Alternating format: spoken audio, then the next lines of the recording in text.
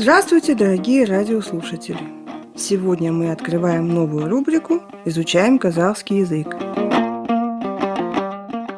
Сегодняшнюю передачу мы начнем с приветствия.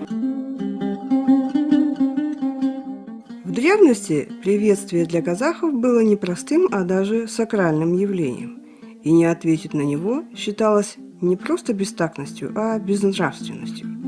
Поэтому в древние времена кочевники приветствовали не только людей, но и духи своих предков, неодушевленные предметы или явления природного характера. В связи с чем народ надеялся на удачную охоту, на хорошее пастбище для скота, а последнее для кочевого образа жизни было неотъемлемым моментом. Надо ли говорить, что значила в жизни кочевников лошадь?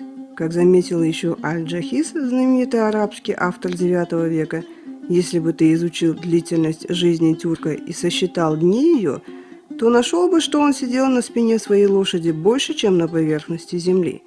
Действительно, кочевник от лошади неотделим, он не пойдет пешком даже на малое расстояние. Лошадь, по понятию кочевника, возвышает человека.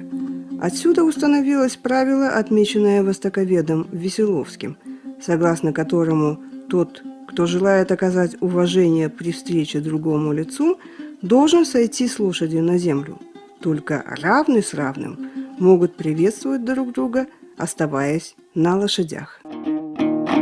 Распространенное в нашем быту официальное приветствие «Сәләмәтсізбе» было закреплено приблизительно после 20-х годов нашего столетия, так как бытовавшее «Ассаламу алейкум» имело несколько религиозный оттенок.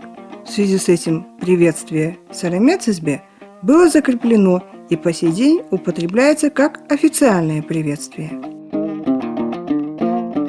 И тем не менее приветствие «Ассаламу алейкум» осталось и часто применяется в быту, особенно когда приветствуют друг друга мусульмане.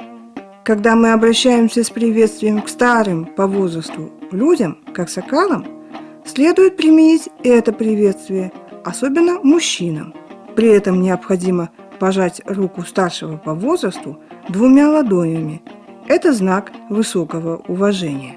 Более мягкое и закрепленное в быту «Сәләмәтсізбе», «Амансызба», «Жақсымысыз» подходит к женскому приветствию. При этом руку жать не обязательно. Но если вы обращаетесь к старшим по возрасту уважаемым людям, аксакалам, не помешает при этом прижать правую руку к сердцу, что означает искреннее приветствие. Друзей следует поприветствовать салем или салам. Итак, на этом мы заканчиваем нашу передачу. До новых встреч! Желаем вам всего самого доброго. С вами была Салданат Ермекова.